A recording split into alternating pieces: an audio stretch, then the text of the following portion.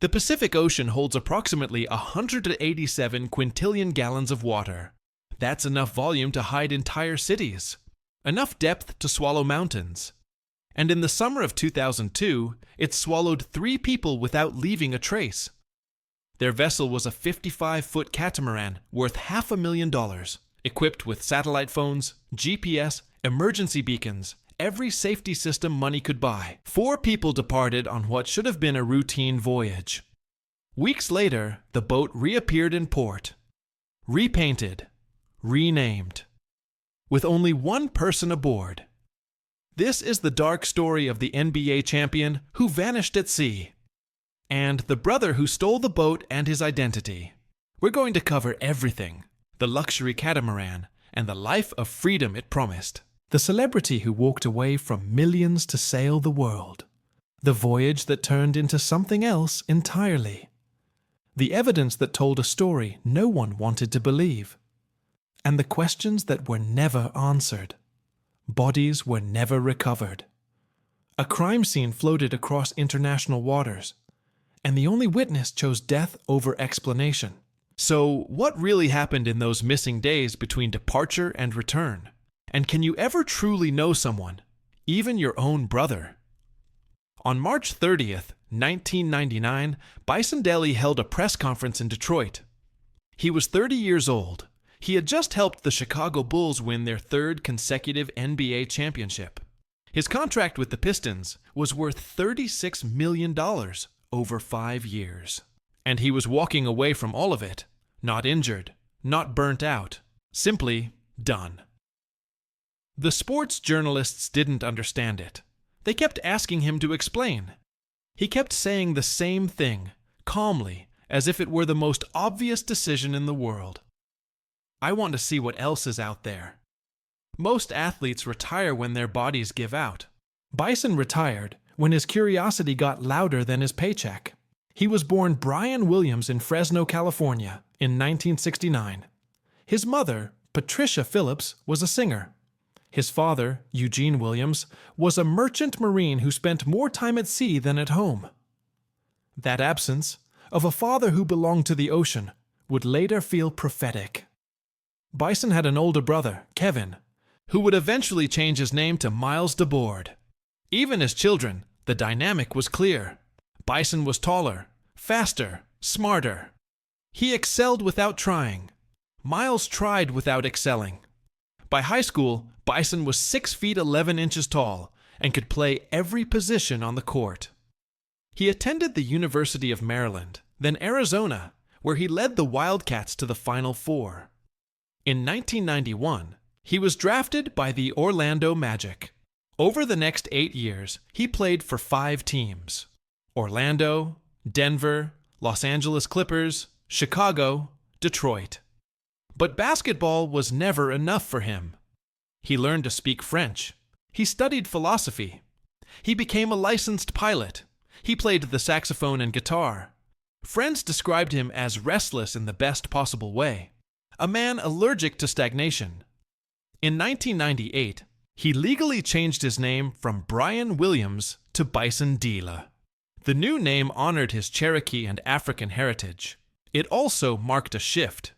He was shedding the identity the NBA had built for him. He wanted to be something other than a commodity. And then, in 1999, he stopped playing altogether. He told one reporter, "I'm not running from anything. I'm running towards something." But he never specified what. With his NBA earnings, estimated at around $20 million over his career, Bison began building a different kind of life. He bought property. He traveled. He read voraciously. And in early 2002, he purchased a catamaran. Not just any catamaran. A 55-foot luxury vessel built for long-range cruising. Twin hulls. Broad beam. Stable in rough water. Spacious in calm. It had been custom designed for extended Pacific voyages. The kind of boat that could cross an ocean without needing to dock for weeks. The vessel featured 4 private cabins, each with panoramic windows that opened onto the sea. The main salon was fitted with teak paneling, cushion seating upholstered in marine-grade fabric, and a galley equipped with a propane stove, refrigeration, and enough storage for a month's provisions. The navigation station included GPS, radar, VHF radio, and satellite phone capability. On deck, there was a trampoline net stretched between the hulls where you could lie and watch the water pass beneath you at 8 knots. It cost him $500. He named it Hakuna Matata. No worries. The boat became his floating monastery. He kept it simple, but not Spartan.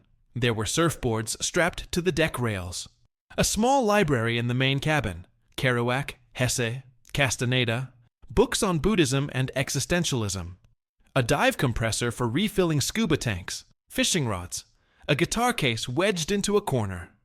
Bison wasn't interested in showing off. The boat wasn't about status. It was about distance. Distance from crowds, from cameras, from the weight of being recognized everywhere he went. He told friends he wanted to wander the earth, to see places that didn't have stadiums or endorsement deals, to live quietly, and he wanted to do it with someone. Her name was Serena Carlon. She was 30 years old, originally from New York. She had worked in the music industry, then pivoted to holistic health and wellness. She practiced yoga. She read tarot cards. She believed in living intentionally. Friends described her as warm, curious, deeply kind. She wasn't chasing fame or fortune. She was chasing meaning. That made her a perfect match for Bison. They met through mutual friends in Los Angeles. The relationship developed slowly, carefully. Bison had been burned before. Relationships that wanted his money more than him. Serena didn't care about the NBA. She cared about the person underneath it. By late 2001, they were inseparable. She moved onto the boat with him. They talked about sailing the South Pacific together, about living simply, about finding a rhythm that wasn't dictated by contracts or schedules. In early 2002, they began preparing for a long voyage. Bison hired a professional skipper to help navigate the more technical passages. His name was Bertrand Saldo, a 32-year-old Frenchman with extensive blue water sailing experience. He was recommended by a yacht broker in Auckland. Competent, reliable, easy to get along with. The plan was loose by design. They would leave New Zealand in May, head north through the Cook Islands, stop in Tahiti, then continue to Hawaii. No fixed itinerary, no deadlines. Just drift and see what happened. On May 5th, 2002, Hakuna Matata left Auckland Harbor. 3 people on board. The weather was clear. The engine hummed. The sails filled. For a while, it was everything Bison had hoped for. The early weeks of the voyage were, by all accounts, idyllic. They made landfall in Rarotonga, the largest of the Cook Islands. Bison and Serena snorkeled in the lagoon. Bertrand handled the provisioning, fresh water, fuel, produce from the local market. They stayed for 4 days, anchored in Avarua Harbor, then continued north. The rhythm of life at sea is different. There are no appointments, no traffic, no noise except wind and water. You wake with the sun because there's no reason not to. You eat when you're hungry. You sleep when you're tired. Serena kept a journal. She wrote about the stars, how many more you could see without city lights. She wrote about the dolphins that sometimes followed the boat, surfacing alongside the hulls like an escort. She wrote about Bison playing guitar on deck at sunset, his long legs stretched out, his voice low and off-key but earnest. Bertrand gave them privacy. He'd take the night watch, let them sleep below.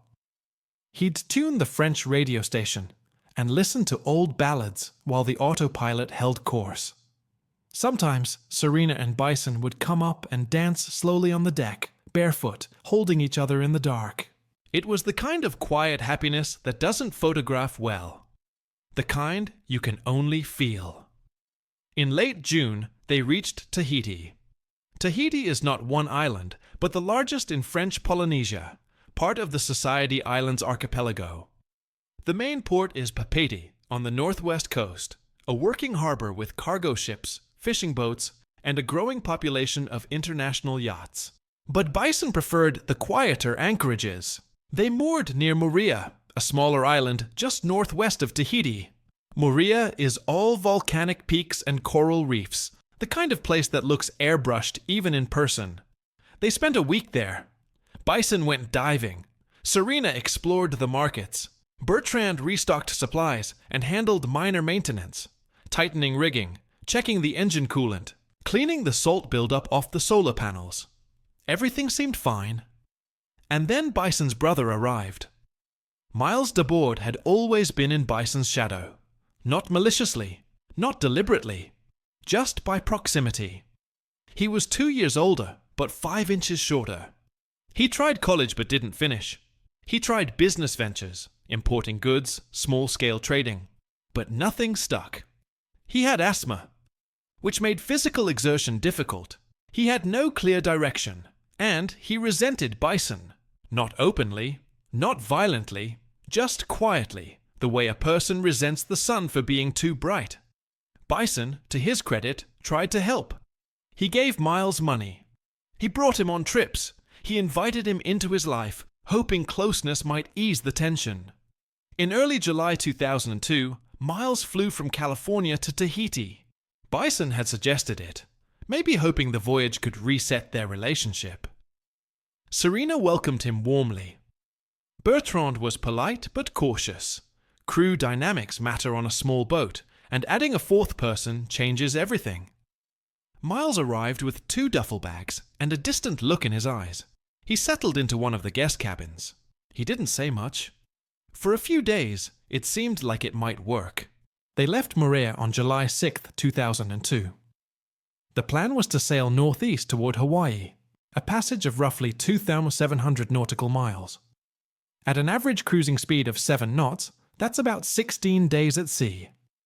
They had enough fuel, food, and water. The weather forecast was favorable. Light winds, scattered clouds, calm seas. Bertrand logged the departure in the ship's journal. 4 souls on board. Departure time: 14:20 local. Heading: 045 degrees true. Engine running, sails furled. Expected arrival in Honolulu, July 22nd. They motored out of the harbor, past the reef break, into open water. The island shrank behind them. The ocean stretched ahead, endless, indifferent, deep. The first 2 days passed without incident. On July 7th, Bison called a friend via satellite phone. The connection was scratchy but clear enough. He sounded relaxed. He mentioned the weather was perfect. He said Miles had been fishing off the stern and caught a small mahi-mahi. He laughed. He said they were eating well. That was the last time anyone heard from him. The Pacific Ocean covers more than 63 million square miles. It accounts for roughly 46% of the world's total ocean surface. Its average depth is 12,080 feet. In some places, it exceeds 36,000 feet, deep enough to swallow Mount Everest with room to spare. When something goes into that water and doesn't want to be found, it stays gone. For the next 10 days, Hakuna Matata disappeared. No radio contact, no distress signal, no sightings by passing ships. Serena's family wasn't alarmed yet. They knew she was sailing. They expected silence. Bison's mother, Patricia, also wasn't worried. Her son had always been independent. A few weeks without contact wasn't unusual, but then, on July 20th, 2002, Hakuna Matata reappeared. Not in Hawaii, in Tahiti, and there was only one person on board. The catamaran pulled into the harbor at Taravao, a small port on the southeast coast of Tahiti. It was mid-afternoon. The engine was running. The sails were down. At the helm was Miles Debord, alone. A local harbor master noticed immediately. The boat had left 2 weeks earlier with 4 people. Now there was 1. That's the kind of detail you remember. The harbor master approached, asked where the others were. Miles said they'd flown back to the States. Said they got seasick. Said he'd agreed to sail the boat back alone. It was a plausible story, except for one thing.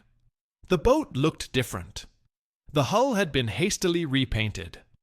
The name, Hakuna Matata, had been partially covered with a new coat of white paint, not yet dry. The registration numbers on the bow were smudged, as if someone had tried to obscure them. The harbor master made a note, but didn't press further. It wasn't illegal to repaint your own boat. Miles docked. He refueled. He avoided eye contact. And then, within 24 hours, he left Tahiti entirely. He flew back to the United States. He used Bison's passport.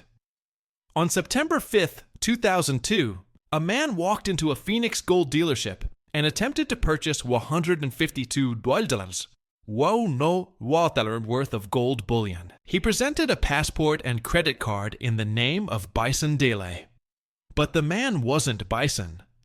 The dealer noticed discrepancies, slight differences in appearance, nervous behavior, inconsistent answers. He stalled. He called the bank to verify the credit card. The bank flagged the transaction as suspicious. The man left quickly, but the alert had been sent. The FBI began investigating, and that's when Serena Carlin's family called the authorities. She'd been out of contact for over a month. That wasn't like her. They filed a missing persons report. The threads began connecting. Serena, Bison, a boat, a brother. A reappearance that didn't make sense. By mid-September, federal agents were looking for Miles DeBoard, and they were looking at Hakuna Matata. The night before they vanished, Bison Dele sat in the main salon of the catamaran and wrote in a leather-bound journal he'd been keeping since leaving New Zealand. The entry was dated July 7, 2002. He wrote about the stars, about how clear they were this far from land. He wrote about Serena, about how she'd fallen asleep on the trampoline net that afternoon with a book on her chest.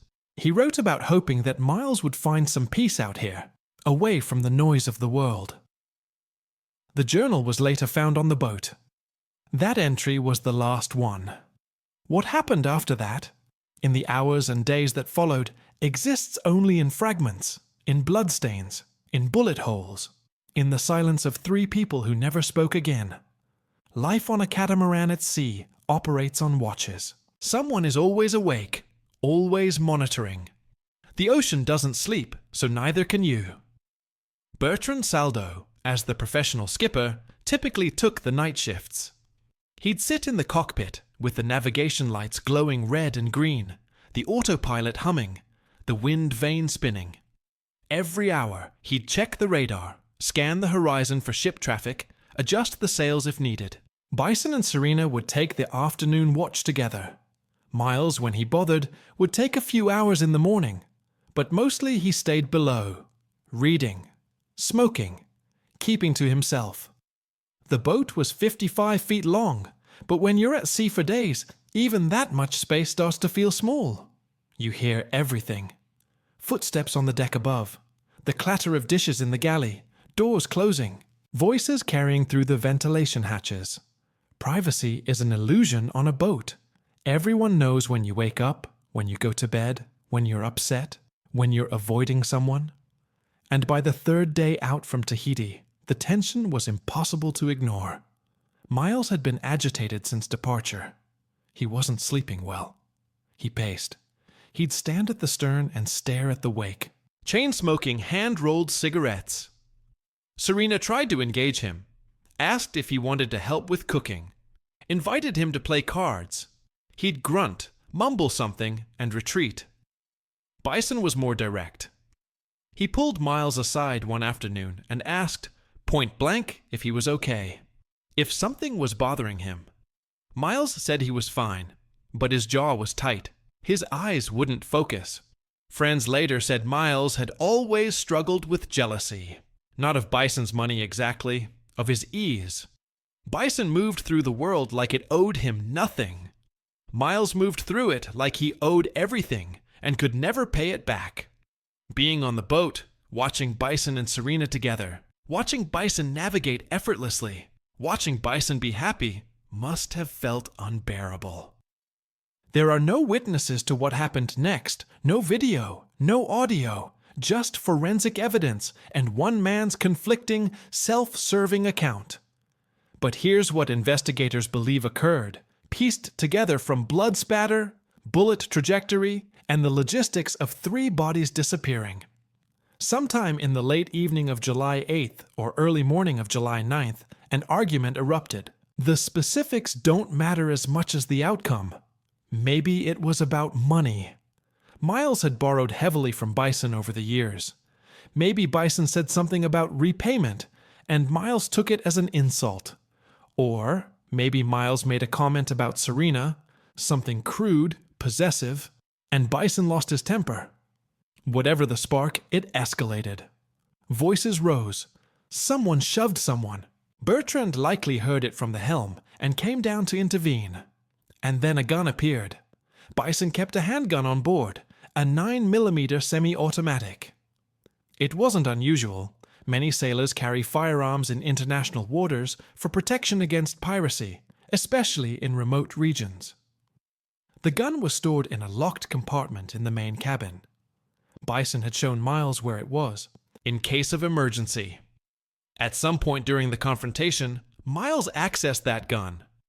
What happened next depends on whose version you believe, or whether you believe any version at all. According to statements Miles later made to his girlfriend, the violence unfolded in stages. He claimed that Bison and Serena were arguing, that Bison became physical with her, that Miles intervened to protect Serena, that in the struggle, the gun went off. Serena was hit. Miles claimed Bison then turned on him, enraged, blaming him for what had happened. That they fought. That Miles, in fear for his life, fired again. Bison fell. Bertrand, hearing the shots, rushed in.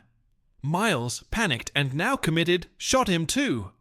That's the version Miles told. A version where he's reactive, defensive, tragically caught in a spiral of accidents. Investigators didn't buy it. The forensic evidence told a different story. When authorities later examined the Hakuna Matata, they found a bullet hole in the interior wall of the main salon. The trajectory suggested the shot came from someone standing near the galley, aiming towards the seating area.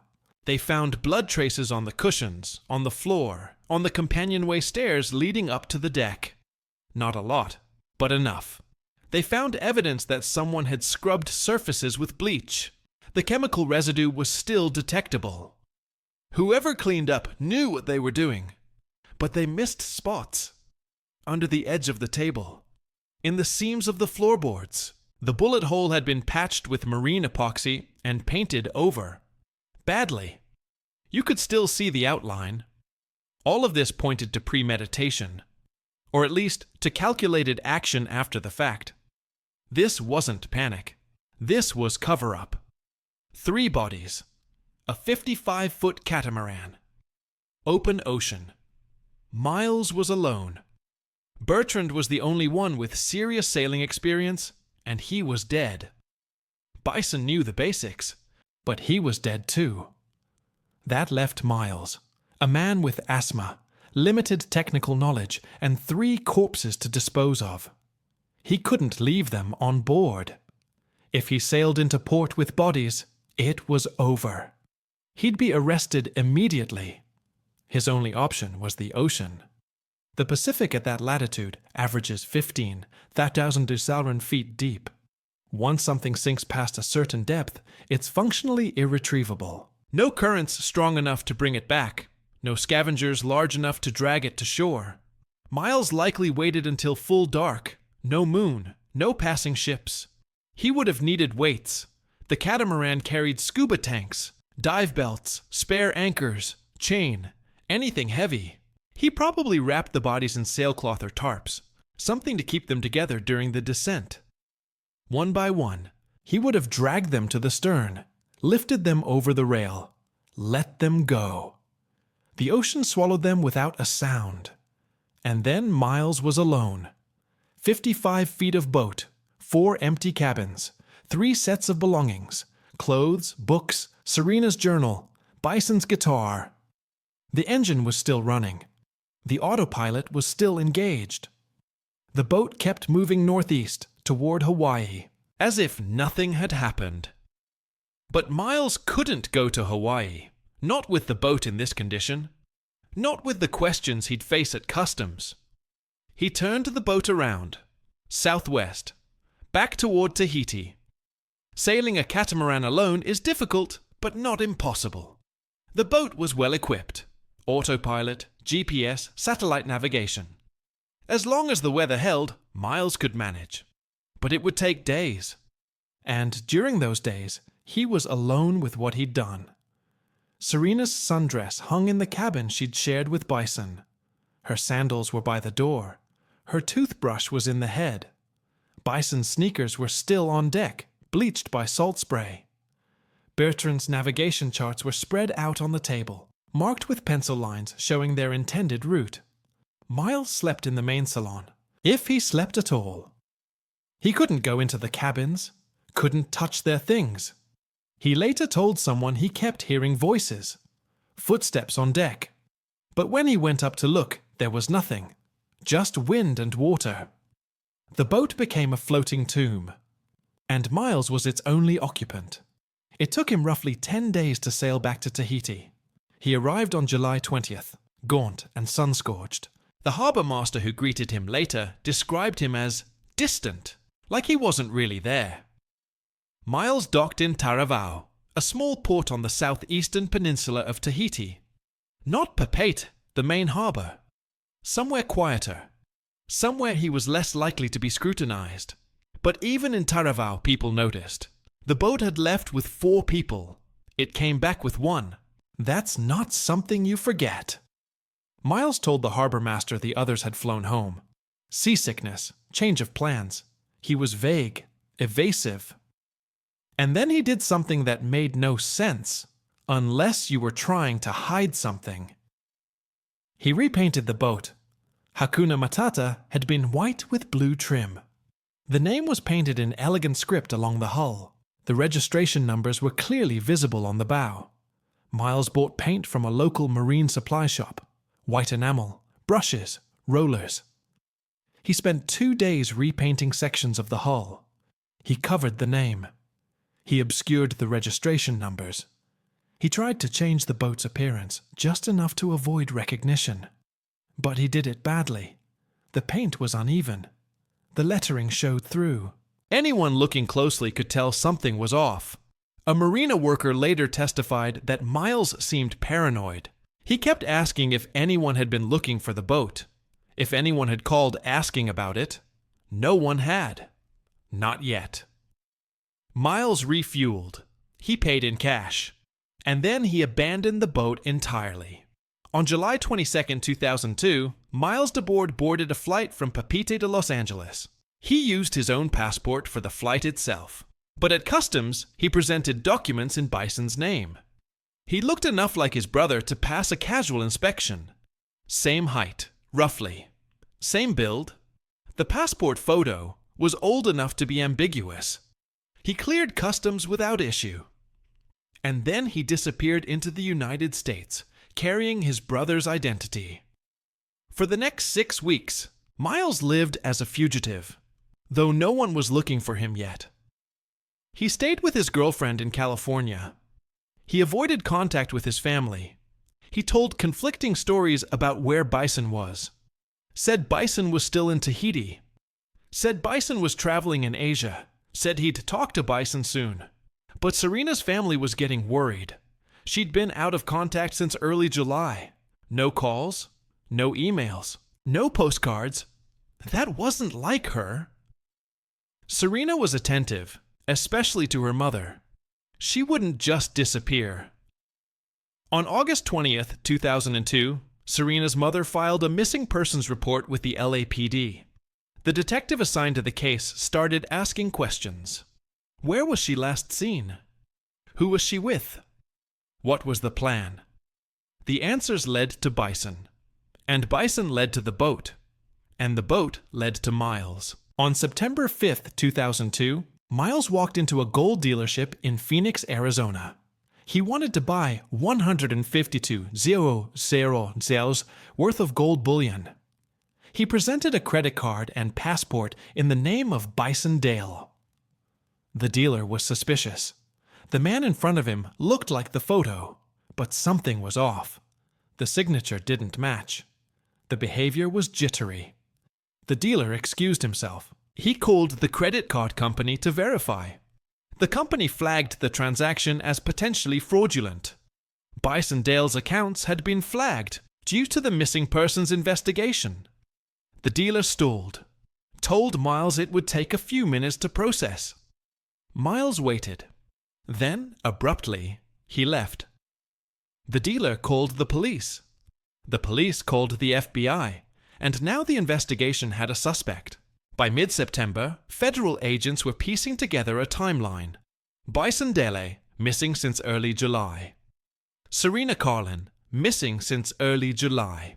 Bertrand Saldo, missing since early July. Miles DeBoard, last known person aboard the Hakuna Matata, seen arriving alone in Tahiti. Attempted identity fraud using his brother's credentials. The FBI issued a warrant for Miles's arrest. Fraud, identity theft, possible involvement in the disappearances. They located the Hakuna Matata, still moored in Tahiti. They contacted French authorities. The boat was sealed as a crime scene. On September 14th, a forensic team boarded the vessel. The interior of the catamaran was immaculate. Too immaculate. The cushions had been scrubbed. The floors had been bleached. But under UV light, blood traces appeared. On the salon floor, on the companionway steps, on the aft deck near the transom. They found the bullet hole in the wall. They found the patched repair. They found fibers that matched sailcloth, the kind you'd use to wrap something heavy. They found Serena's belongings untouched in her cabin. Bison's guitar, Bertrand's charts, but no bodies, no weapons, no clear explanation. The boat had been turned into a scrubbed crime scene. And the only person who knew what happened was Miles. The FBI needed to find him. Fast. Miles DeBoard was last seen in Tijuana, Mexico, on September 15th, 2002. He checked into a cheap motel near the beach. He paid cash. He didn't give a name. The next morning, the motel manager found him unresponsive in his room. There were insulin syringes on the nightstand. Miles wasn't diabetic. He'd bought the insulin from a pharmacy the day before, telling the pharmacist he needed it for a medical emergency. He'd injected himself with a massive overdose, enough to send his blood sugar into catastrophic failure, enough to induce a coma. Mexican paramedics rushed him to a hospital in Tijuana. When his identity was confirmed, he was transferred to Scripps Memorial Hospital in San Diego under FBI guard. He never woke up. Miles DeBoard lay in a hospital bed in San Diego, with machines breathing for him. His brain activity was minimal. The doctor said he might never regain consciousness, and even if he did, the damage from prolonged hypoglycemia would likely be catastrophic. The FBI stationed 2 agents outside his room, not to protect him, to arrest him the moment he woke up. But the arrest never came. For 12 days, Miles existed in a state between life and death. His mother, Patricia Phillips, flew in from California. She sat beside him, holding his hand, whispering that it was okay, that she forgave him, that he could let go. She didn't know yet what he'd done. Not the full scope, but she knew her son was dying. And she knew somehow that Bison was already gone. On September 27, 2002, at 3:42 in the afternoon, Miles DeBoard was pronounced dead. He was 35 years old. The only person who knew exactly what happened on the Hakuna Matata took that knowledge with him. The investigation didn't end with Miles's death. If anything, it intensified. The FBI's case was strong but circumstantial. They had motive, Miles's financial dependence and resentment. They had opportunity. He was the last person seen with the victims. They had physical evidence, blood, bullet holes, the repainted boat. But they didn't have bodies. And without bodies, the legal picture became complicated. In maritime law, jurisdiction is a labyrinth. The Hakuna Matata was a U.S. registered vessel. It departed from Tahiti, a French territory. The suspected crime occurred in international waters. The bodies, if they existed, were likely in an area of the Pacific covered by no single nation's jurisdiction. The FBI built the case anyway. They interviewed everyone who'd had contact with Miles in the weeks after the boat returned. The harbor master in Taravao, the marine supply shop owner, the gold dealer in Phoenix, Miles's girlfriend in California. That girlfriend became a crucial witness. Her name was never released publicly, but her testimony was damning. Miles had told her things. Not a confession exactly, but fragments. He said there had been a fight on the boat. He said things had gotten out of hand. He said Bison had hurt Serena, and he'd tried to stop it. He cried when he told her this. He said he didn't mean for anyone to die. But his story kept changing. In one version, Bison was the aggressor. In another, it was self-defense.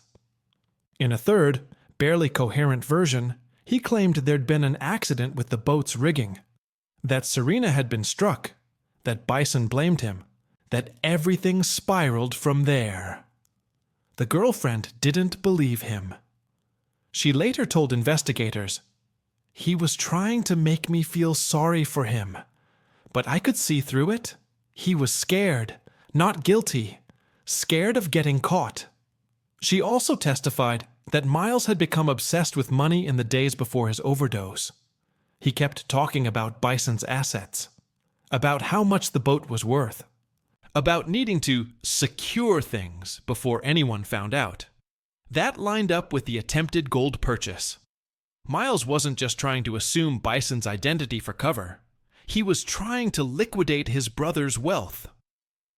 By late September, the press had caught wind of the story. It had everything a newsroom could want. A famous athlete, a mysterious disappearance, a beautiful girlfriend, a luxury yacht, a brother who might be a killer. The headlines started conservative. Former NBA star missing at sea. Then they escalated. Bison Dele feared dead. Brother sought for questioning. And finally, did NBA champion's brother kill him for money? The story went national. ESPN ran segments. CNN covered it.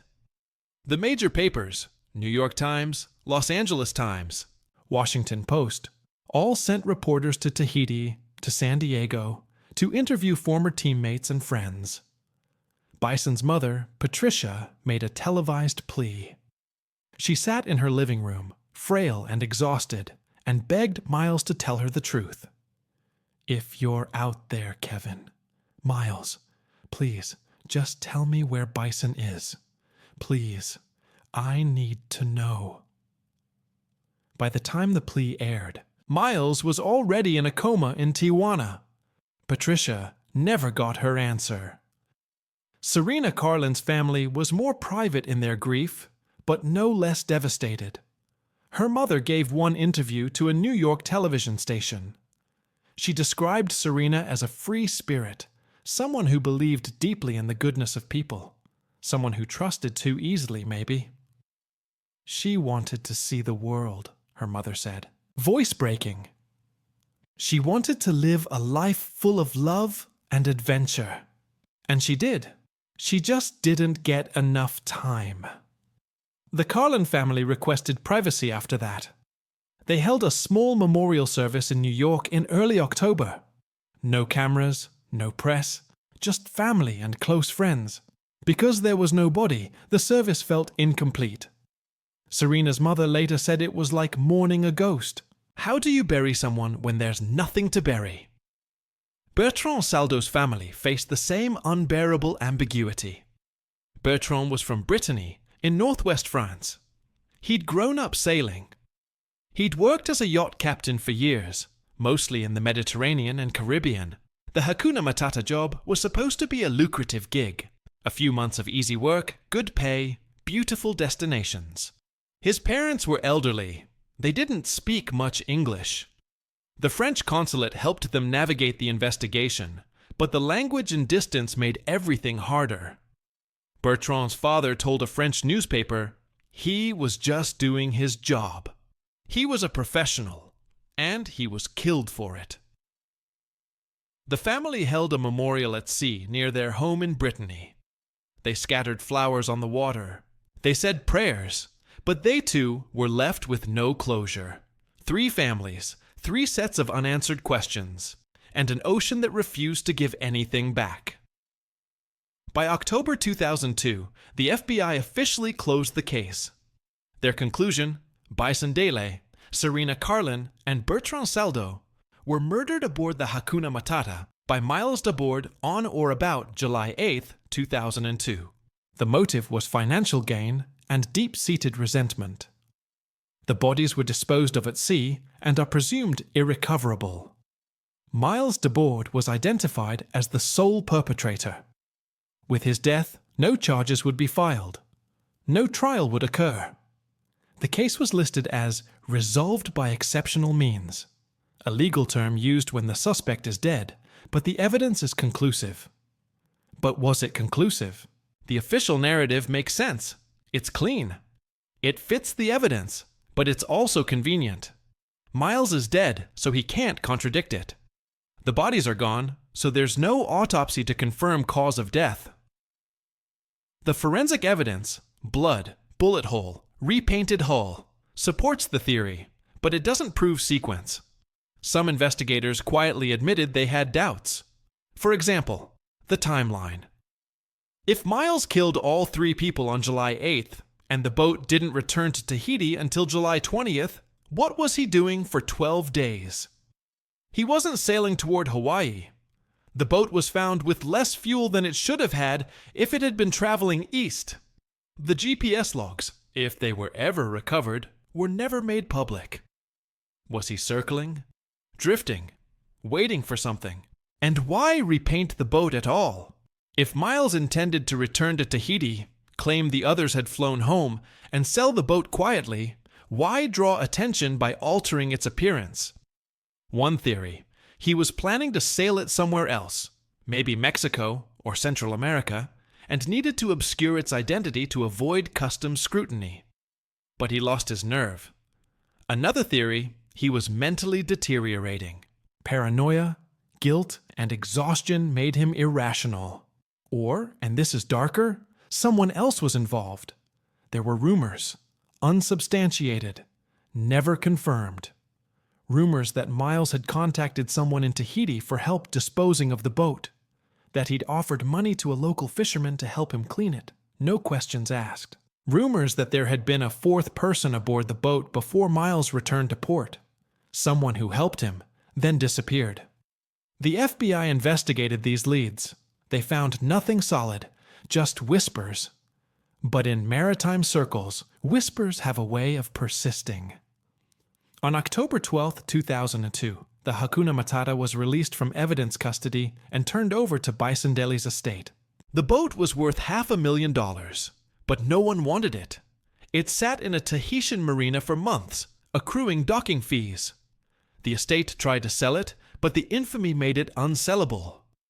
Who wants to buy a yacht where 3 people were murdered? Eventually, a broker found a buyer, someone willing to overlook the history in exchange for a steep discount. The sale price was never disclosed, but estimates put it at less than $200. $200. The new owner reportedly renamed the boat and sailed it to Australia. Some say it's still in use, refitted and repainted beyond recognition. Others say it sank in a storm off the Great Barrier Reef in 2005, taking its ghosts with it. Neither story has been confirmed. As the investigation wound down, one detail haunted everyone involved. Before Miles overdosed, he'd made a phone call. It was September 14th, the day before he was found in Tijuana. He called his mother, Patricia, from a payphone near the motel. The conversation lasted 11 minutes. Patricia later described it to authorities. She said Miles sounded lost.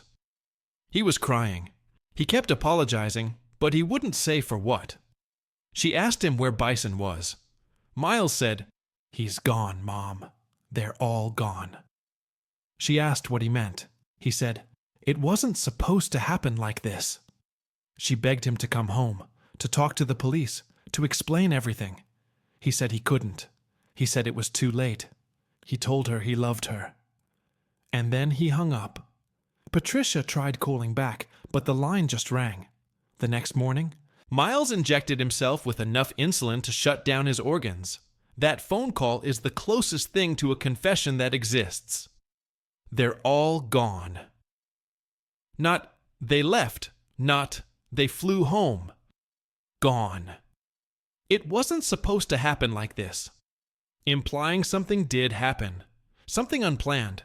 But even that, grieving, desperate, on the edge of suicide, Miles couldn't bring himself to say it plainly. Couldn't admit, in clear terms, that he'd killed his brother. Why? Shame? Denial? A last attempt at self-preservation, even knowing he was about to die? Psychologists later speculated that Miles may have genuinely believed his own version of events. That in his mind, Bison was the aggressor, and he was the victim forced to defend himself. That the narrative he'd told his girlfriend wasn't a lie. It was how he'd rationalized what he'd done. Human beings are remarkably good at rewriting their own stories, at casting themselves as heroes, or at least as tragic figures, rather than villains. Miles needed to believe he wasn't a murderer, even if everyone else knew otherwise. In early October, Bison Dele was officially declared dead by the state of California. There was no body, no grave, just a legal document. His estate, estimated at around $6 million, went through probate. His mother inherited most of it. The Hakuna Matata, after being sold, contributed a fraction. Patricia Phillips used some of the money to establish a small scholarship fund in Bison's name. It supported student athletes who pursued interests outside of sports, music, art, languages, travel. The things Bison loved. She gave interviews sparingly. In one she said, "I lost both my sons, one to violence, one to whatever was broken inside him that made him do it. I don't know which loss is worse." She never spoke publicly about Bison again. She died in 2013, 11 years after her sons. Serena Carlin's family took a different approach to their grief. In 2003, they launched a foundation in her name. The Serena Carlin Memorial Fund supported programs for women escaping domestic violence and abusive relationships. It seemed like an odd choice at first. Serena wasn't in an abusive relationship, at least not with Bison. By all accounts, they were happy. But Serena's mother explained it this way. Serena died because she was in the wrong place with the wrong person. She trusted someone she shouldn't have. A lot of women find themselves in that situation. We want to help them get out before it's too late. The foundation is still active. It's small, but it's helped hundreds of women over the years. It's a legacy, the only tangible thing left of Serena's life. Bertrand Saldo's family never created a foundation. They never gave interviews. They mourned privately, in Brittany, far from the media circus. Bertrand's name appears on a maritime memorial in Saint-Malo, a port city in northern France. It's a stone wall inscribed with the names of sailors lost at sea. His name is there, alongside fishermen, Navy personnel, and others claimed by the ocean. No one visits it except his family. And even they, eventually, stopped coming. By the end of 2002, the story had faded from the news. There were new scandals, new missing persons cases, new tragedies. The Hakuna Matata became a footnote, a dark curiosity in maritime history. The kind of story sailors tell each other in port, late at night, after too many drinks. You hear about that NBA guy, the one whose brother killed him on his own boat? Yeah, they never found the bodies. Pacific's deep, man. Swallows everything. And that was that. 3 people vanished. 1 killer dead. An ocean that kept its secrets. The case was closed, but the questions weren't. The thing about a case like this, about 3 people disappearing into the Pacific without a trace, is that closure is impossible. Not just difficult. Impossible. Closure requires a body, a burial, a place to visit, to grieve, to leave flowers. Without that, grief becomes something else. It becomes a haunting, a permanent state of waiting for an answer that will never come. Bison's mother waited. Serena's family waited. Bertrand's parents waited. They waited for the ocean to return something, a piece of clothing, a personal item, anything. The ocean returned nothing. In the months after Miles's death, the FBI continued to analyze the evidence from the Hakuna Matata, not because they expected to find new suspects, the case was closed, but because they wanted to understand exactly what had happened. The forensic team focused on the blood traces. There were 3 distinct locations where blood had been found: the main salon floor, the companionway steps, and the aft deck near the transom. The blood on the salon floor was type O positive, Bison's blood type. The blood on the companionway steps was type A negative, Serena's blood type. The blood on the aft deck was type B positive, Bertrand's blood type. This suggested a sequence. Bison was likely shot or injured first in the main salon. Serena was injured on the stairs, perhaps trying to escape or rushing to help. Bertrand was killed on the aft deck, possibly attempting to flee topside. But the amounts of blood were small, not the volume you'd expect from fatal gunshot wounds. One forensic pathologist offered an explanation. If the victims were shot at close range, the bullets might have remained lodged in the body, limiting external bleeding. Or, and this is grimmer, they might have been shot in areas where major arteries weren't immediately severed. They could have bled out slowly, or they could have been incapacitated first, then disposed of while still alive. That possibility haunted the investigators, but without bodies, it was only speculation. The bullet hole in the salon wall was analyzed extensively. The trajectory suggested the shooter was standing near the galley, approximately 5 feet 8 inches tall, firing toward the seating area. The bullet entered the wall at a slight downward angle. Bison was 6 feet 11 inches tall. If he'd been standing, the bullet would have struck him in the chest or abdomen. If he'd been seated or crouched, perhaps trying to take cover, it would have struck him higher. The bullet was never recovered. It had passed through the fiberglass wall and likely exited through the exterior hull, falling into the ocean. The gun was never found either. Miles probably threw it overboard along with the bodies. So the forensic reconstruction remained incomplete, plausible but not definitive. And that ambiguity left room for doubt. In 2003, a private investigator hired by Serena Carlin's family began looking into alternative theories. His name was Michael Holder. He'd spent 20 years with the LAPD before going private. He specialized in cold cases and missing persons. Holder didn't believe the FBI's version was wrong. He just thought it might be incomplete. He started by re-interviewing people in Tahiti, the harbor master, the marine supply shop owner, other sailors who'd been in port when Miles returned. One sailor remembered something odd. He'd seen the Hakuna Matata anchored offshore on July 19th, the day before it docked. It was just sitting there, a few hundred yards from the harbor entrance, not moving. The sailor had assumed they were waiting for clearance or dealing with a mechanical issue. But in hindsight, it seemed strange. Why anchor offshore when you could just dock? Holder theorized that Miles might have been waiting for nightfall, that he'd arrived during the day, but didn't want to be seen entering the harbor in daylight. So he anchored, waited for dark, then motored in quietly. If that's true, it suggests premeditation. Miles knew he needed to avoid scrutiny. He was already planning how to cover his tracks. Holder also looked into Miles's activities in Tahiti after docking. Miles had stayed in a cheap hotel for 2 nights. He'd paid cash. He'd told the hotel clerk he was waiting for a flight, but flight records showed Miles didn't book a ticket until the 2nd day. So what was he doing the first night? Holder found a receipt from a hardware store in Papeete, dated July 21st. Purchased items: paint, brushes, sandpaper, bleach, trash bags. The timing was damning. Miles wasn't just repainting the boat's name.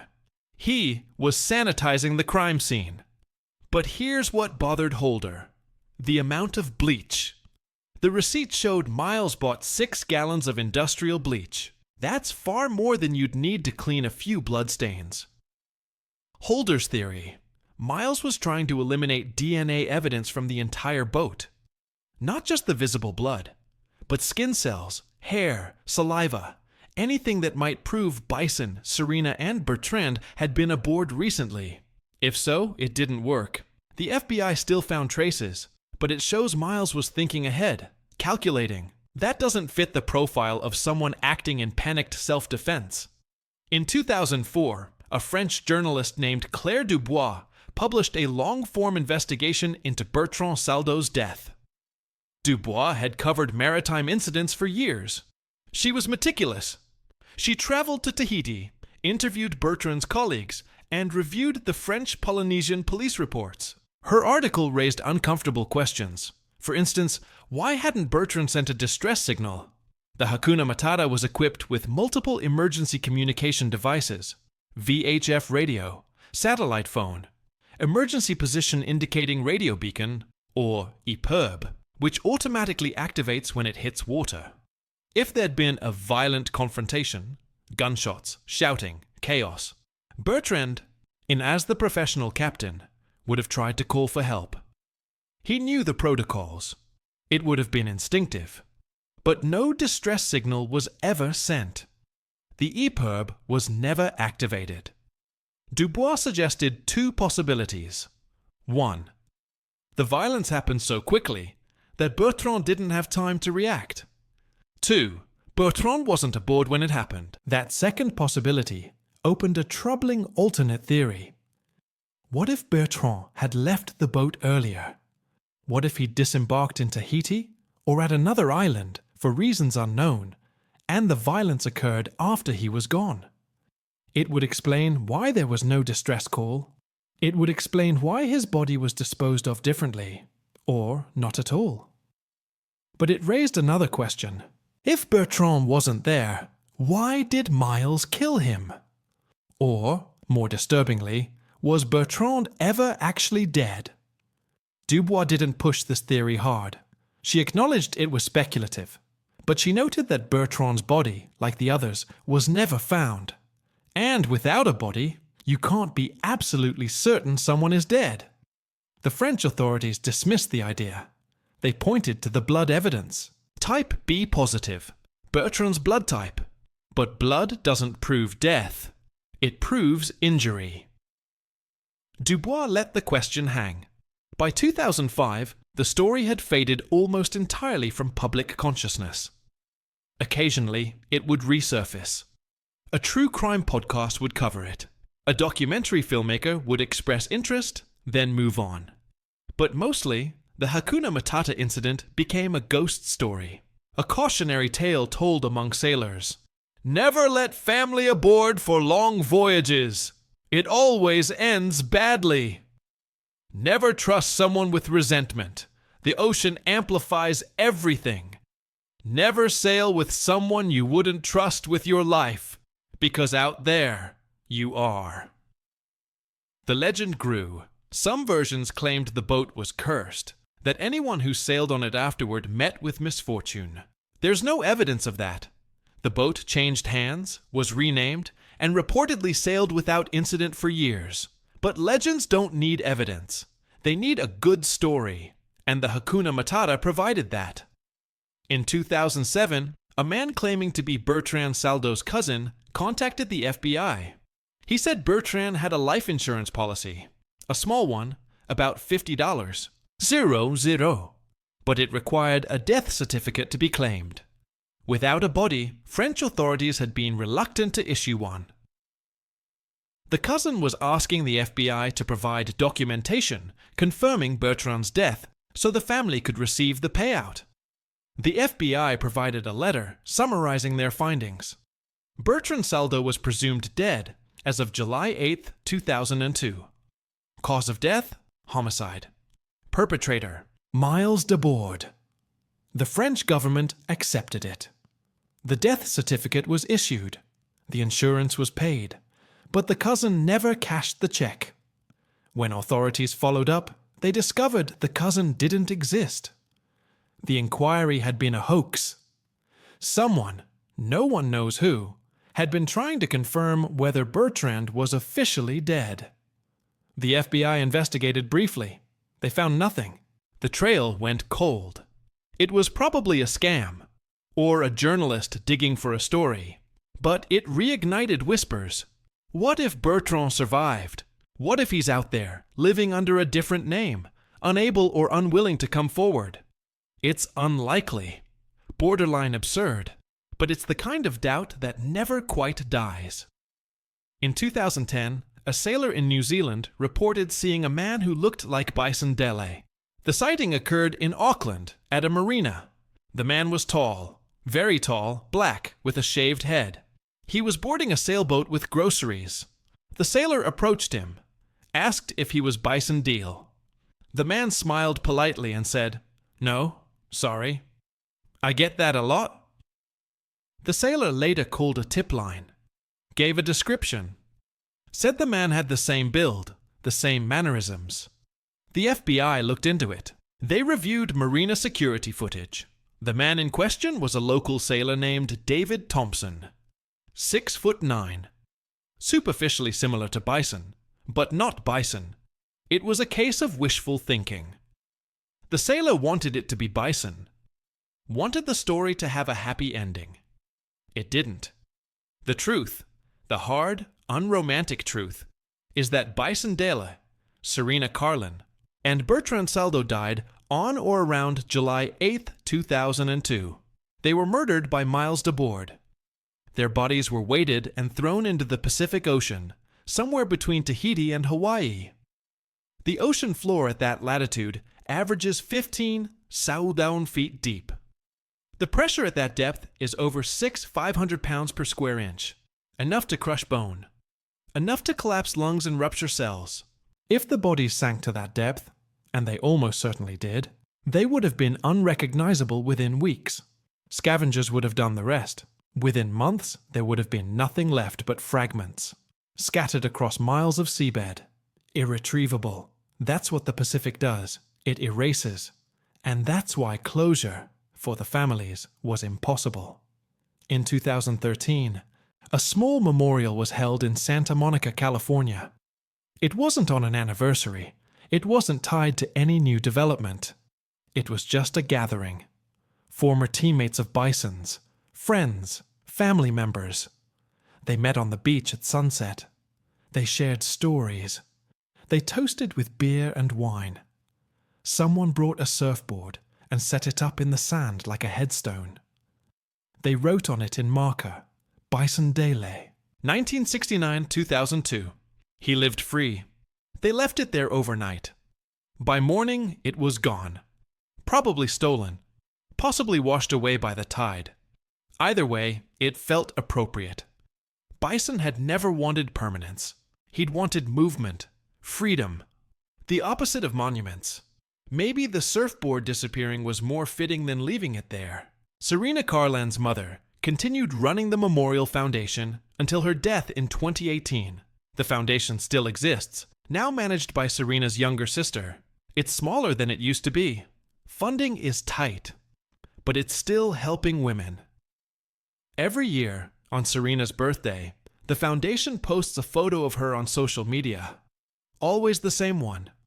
Serena on a beach somewhere, smiling, sunlight in her hair. The caption is always the same too. Gone but never forgotten. Keep exploring. It gets a few dozen likes, a few comments from people who remember the case. And then it fades again. Bertrand Saldo's name remains on the memorial wall in Saint-Malo. His parents are both dead now. His siblings rarely visit. But once a year, on All Saints' Day, someone, no one knows who, leaves a single white rose at the base of the wall, beneath his name. It's been happening since 2003, every year, without fail. The caretaker of the memorial has tried to find out who does it, but they come early in the morning, before anyone else arrives. It's probably a family member, or a former girlfriend. Or maybe it's just a stranger who read the story and felt compelled to honor someone who died so far from home. Either way, the rose appears, and by evening, it's gone. The Hakuna Matata, if it still exists, sails under a different name now. Some say it was sold to a charter company in Australia. Others say it was broken down for parts in a boatyard in the Philippines.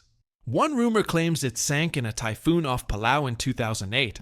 Another says it was seized by customs in Indonesia for smuggling and auctioned off. No one knows for sure.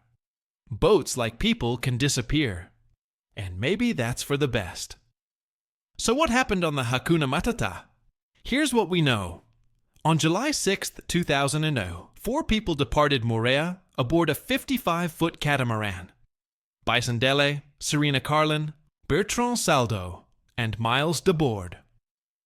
On July 7th, Bison made a satellite phone call. He sounded happy. On July 8th, or shortly after, something went wrong. By July 20th, only one person returned. Miles Debord repainted the boat, lied to authorities, attempted to steal his brother's identity, and then killed himself before he could be arrested. Forensic evidence confirmed blood from all 3 victims aboard the boat. A bullet hole suggested violence. The subsequent cover-up suggested guilt. Miles likely shot all 3, weighted their bodies, and disposed of them at sea. He sailed back to Tahiti alone. He tried to profit from his brother's death, and when that failed, he chose death over accountability. That's the official conclusion, and it's almost certainly correct. But almost certainly isn't the same as definitely. Because here's what we don't know. We don't know who fired the first shot. We don't know if it was premeditated or impulsive. We don't know if Serena and Bertrand tried to fight back, tried to escape, or were caught completely off guard. We don't know how long they suffered. We don't know their last words. We don't know exactly where in the Pacific their bodies rest. And we don't know, truly, definitively, what Miles was thinking in those final days. Whether he felt remorse, whether he tried to rationalize it, whether he believed his own lies. The ocean took those answers, and the ocean doesn't give anything back. In the years since, the story of the Hakuna Matata has been told and retold. Each version adds details, subtracts others, shifts the emphasis.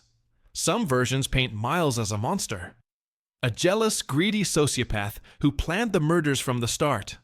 Some paint him as a tragic figure, a broken man destroyed by a lifetime of inadequacy, who snapped under pressure and made an irreversible mistake. Some paint Bison as a saint, a gentle soul who only wanted peace and was betrayed by the person he trusted most. Some paint him as naive, a man who ignored warning signs because he wanted to believe his brother could change. The truth is probably somewhere in between. People are complicated, families are complicated, and the ocean, the vast indifferent Pacific, doesn't care about complications. It just swallows and forgets. The name Hakuna Matata means no worries in Swahili. It was meant to represent freedom, release, a life unburdened by expectation. But in the end, the boat became a vessel of the worst kind of worry, the kind that eats families from the inside, the kind that turns brothers into killers, the kind that leaves mothers waiting for phone calls that will never come. Irony isn't the right word. Tragedy isn't either. Maybe there is no right word. On clear nights, if you stand on the beach in Tahiti and look out toward the open ocean, you can see the stars reflected in the water. The Pacific stretches endlessly. Dark, deep, quiet. Somewhere beneath those stars, beneath thousands of feet of water, rest the remains of 3 people who wanted nothing more than to live freely. They're part of the ocean now, part of the currents, part of the food chain, part of the ecosystem that processes death and turns it into something else. The ocean doesn't mourn. It doesn't remember. But we do. We remember Bison Dele, who walked away from fame to find himself and lost everything in the process. We remember Serena Carlin, who believed in love and adventure and paid for it with her life. We remember Bertrand Saldo, who was simply doing his job and became collateral damage in someone else's family tragedy. And we remember the Hakuna Matata, a boat that promised no worries and delivered nothing but. The Pacific holds their story now, along with 187 quintillion gallons of water. Along with shipwrecks and lost sailors and forgotten cargo, it holds them, and it keeps them, forever.